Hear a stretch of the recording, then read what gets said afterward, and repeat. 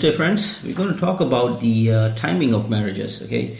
But for those who are new to Vedic astrology, this may be a little bit advanced because you need to understand the terminologies, rather the rudiments before going through this sort of topics, right? Because these topics are sensitive and it requires a lot of nuances, okay?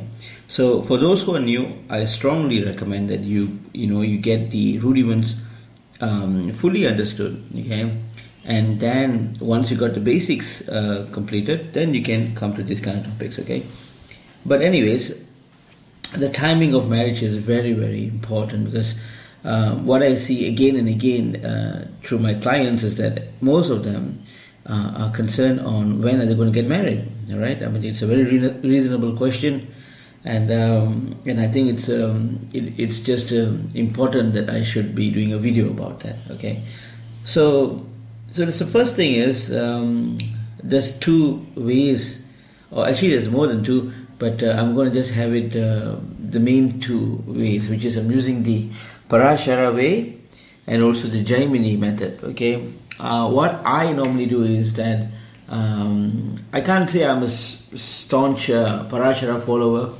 But for the most of our predictions is based on Parashara because it's older and its traditions are more deeper. However, it is also a good practice to always compare the results with Jaimini methods as well. Once you compare, you get that additional confidence, right, before telling the prediction. Okay, so here's it. First of all, let's talk about the Parashara system. Now, in Parashara, the timing of marriage is quite simple. Actually, it's more or less the same as Jaimini. The understanding is that good marriage timing comes on the Antardasa. Okay, Antardasa is basically the first sub-period. Okay, you have so many sub-periods. The first is the Maha, and then you have Antar, then Pratyanta, then Shukshma, and so on and so forth, right? The first sub-dasa is called the Antardasa. Only in this Antardasa, things will start to bloom for marriage, especially timing of marriage. So how do you know which Antardasa, okay, which planet? Let's say if you have Jupiter as your Mahadasa, and then your next sub-dasa would be, for example, Shukra, right? So, I mean, it can be something else for someone else. So how do you know which one would actually mix the timing of marriage? So it's quite simple actually. You look at the 7th house. You look at the grahas which are residing in the 7th house. Okay, that's the first thing. Say you have Mercury or Buddha in the 7th house. Then there's a good chance of timing can be predicted, or marriage timing can be predicted in the Antardasa of Buddha or Mercury. Okay. Now, not only that, you have to look at the 7th Lord. Right, the 7th Lord is also very important to see. Let's say the 7th is in Vrishabha, okay, or Taurus, and its Lord is Venus. So the Sabdasa or Antardasa of Venus will be another good timing or good prospect. Okay, there's a lot of things to consider before actually saying. You cannot simply come to a conclusion that if you have a graha in the 7th, and if that dasa correlates with that graha, doesn't mean it's good timing. Okay, there's a lot of things to say, but that's the first thing to do, to look at the 7th house to see if there's any grahas in it, and it's also the 7th Lord. Okay, see where it's positioned. Now, for example, let's say if you have Venus in the 7th house and Venus is seriously affected, okay, you have to look at the drishtis. Okay, here comes all the technical matters. You have to look at the how Venus is being projected in the chart. Okay, what is the quality of Venus? As I mentioned earlier, we cannot simply assume that if you have Venus in the 7th and the Antardasa is also Venus, that's a good time for getting married. Not quite true, but that's the first step. All right. Second is assess the state of Venus, how much it's in drishti, okay, the aspects, what sort of drishti, is it getting malefic drishti or benefic drishti? Is it in conjunction with any other malefic grahas? Does it form any malefic yogas? You have to look at the strength, the Shatbala, at least the Shatbala. There's many types of strengths to look, but at least assess the Shatbala of Venus to see how its strength is, okay? Most importantly, once you've assessed, of course, there's more things to check. Okay, the more that you scrutinize, the more you dive deep into the actual state of Venus. Okay, then you need to measure it in Navamsa, because Navamsa, the D9, is the one that gives you the measurement. It gauges, right, to say that yes, you have noticed all these things in the D1 in the natal chart.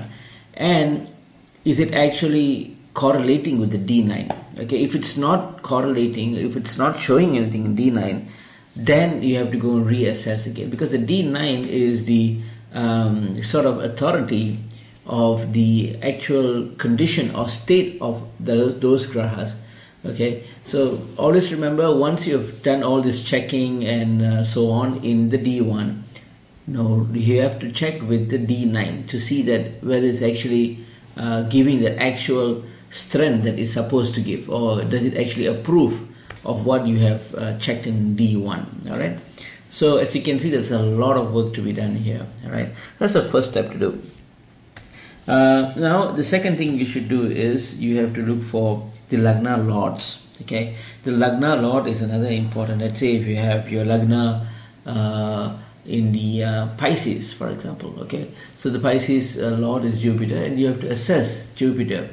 And if you have, or if you happen to have Jupiter as your Antardasa, then there is a marriage prospect, a timing of marriage prospect. Okay, once again, assess the state of Jupiter going through all that which I've just mentioned. All right, so you have to check two things, right? There's actually three things: the seventh, the Graha in the seventh house, the seventh Lord, the Lagna Lord. Okay, these are the three most important features. Once you have got that, then put it or plug it into the Antardasa, see if it makes sense or not. After all that, you need to compare with the D9 or the Navamsa. Now, once you have done everything as such, all right, so you have completed the Parashara method. Now you have to compare it with the Jaimini. Okay, as you can see, it's so much of work involved here, right? In Jaimini, you have to look at the Karakas. They are in Jaimini, they're more Karaka based system. Okay, they are not into not much into what the Parashara way it is, but they are more into Karakas. So there are so many Karakas, right? The famous ones is the Atma Karaka. You have the in this case, for this example, would be the Dhara Karaka. Dhara is partnership, right? Dhara, sometimes even called as spouse as well, okay? But literally means the partnership. So in Jaimini, the Dhara Karaka must be checked. You must assess the quality, the strength of Dhara Karaka. That's number one. Second thing is that remember the first Lord and the seventh Lord, or rather the Lagna Lord and the seventh Lord in the D1. You have to look at it in the D9 now. Okay, look at it in the D9 and see if it makes sense. You see how it's positioned. Remember, I was saying you need to correlate to see if it actually shows its state or its importance, its dignities. This is what you should do.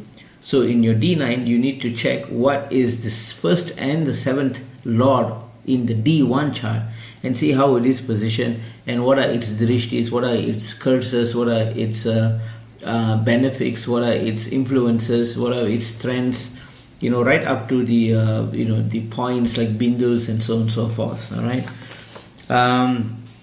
The next thing that in the Jaimini we used to see is that the signs which are being aspected, right, by the Dhara Karaka, what we call DK, right? Now this DK is very important, or the Dhara Karaka. Dhara Karaka it shows that capacity of marriage. Some people, they'll be like, I'm going to get married, fine, but how long is it going to last? They have this mentality with them. It may sound a bit pessimistic, but there is some truth in it, because I'm sure all of us would need to know, how long is it going to last? or whether it's going to be a blissful one, or it's going to be a long but miserable one. I mean, you just won't know. But the Dharakaraka can give you a very strong clue on what actually the capacity of marriage. So it's very important to assess the Dharakaraka. If the Dharakaraka is being messed up by all sort of evil or malefic drishtis and maleficness from the other charts and so on, then there's something that you need to inform your clients, or if you're doing it for yourself, then something for you to be to take cautious precautions. All right, now next thing in the Jaimini system is the Upapada. Upapada is a type of lagna, right? So you have many lagnas, hundreds of lagnas. So Upapada is one of the most important lagna for assessing marriage. It shows basically your inner attitude towards your spouse. What do you really expect from your spouse? What sort of expectation do you have from your spouse is seen in the Upapada. Okay, so which is why when I look at the marriage compatibility, when I get requests for marriage compatibility, there are many things to check of equal importance. Upapada is one of the most equal ones, because Upapada will give me, I will see the Upapada in the male and also the female, and that itself will show me a good picture, because the males, how does he receive his wife, or what does he looks into his wife, like the wife, how does she wants her husband to be. Okay, that itself gives us a lot of clues on what are their interests, what are their likes, whether it's going to be good or not. Okay, which is why if they have both the same type of Upapada Lagna, there's something to be cautious, because there would not be much common interest with it. The common interest will be there, but eventually be a very boring sense of a life. There's not much of a mutual understanding is not there. So, there's a lot of things that you need to check in that sense as well. But I'm going to put that aside, okay, for later topics and so on. But for now, what I wanted to say is, for marriage timing, the Upapada must be assessed as well. Okay, make sure it's good before. Let's say the Sabdasa, the Antardasa, everything goes well. That seventh lord houses, the seventh houses, the first lord or the Lagna lord houses all good. No drishtis, no bad drishtis.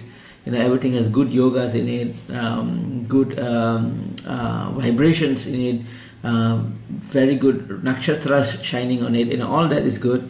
Then Upapada needs to come into the picture. Upapada also confirms everything is good. The relationship is good. Then is something that we need to go on. So to finish a Upapada, remember, check for the Upapada to see its relation with the Lagna Lord, because Lagna Lord is also a personality of yourself, right? Personality of yourself, your physical personality, your emotional personality is seen in the moon and so on. But Lagna Lord plays a very important, because the Lagna Lord is your entry point from your previous birth. Okay, so compare your Upapada's personality and the Lagna Lord's personality. See if that goes into correlations. See if they are in alignment. See if they are in harmony. Okay. Now it's also important to understand if your Upapada is in the 12th house. Okay. Now that's a serious no. It's totally denial of marriage. They are not too interested in getting married, or they have some agenda, quote unquote, agenda in their marriage. So remember, if you have 12th Upapada in the 12th house or the Vyaya Bhava, that's really a not good sign, right? So these are some of the things that you can check to see for marriage timing. Of course, there are so many other things. As you know, Vedic astrology is a lifelong study. But this is a start. This is a start. It's not to say it's too foundation. It is not too deep as well. It's somewhere in between. There are more things that we can talk about. Hopefully, I can cover part 2 or something in my future videos. So I'm going to stop right now, friends, and thank you so much for subscribing. If you're new, do subscribe, and hope I'll be posting many videos in a frequent basis. Of course, I know you guys out there are not too happy that I'm not posting that many recently. So obviously I'm swamped with work, but I will try my best, and I really try my best to do it more frequently, which is why I'm going back to the audio recording now, because it's more conducive. When I'm traveling or when I'm somewhere else, I can just record and post it up. The video part requires some additional requirements. Okay, so once again, thank you, subscribe, and take care. Namaste.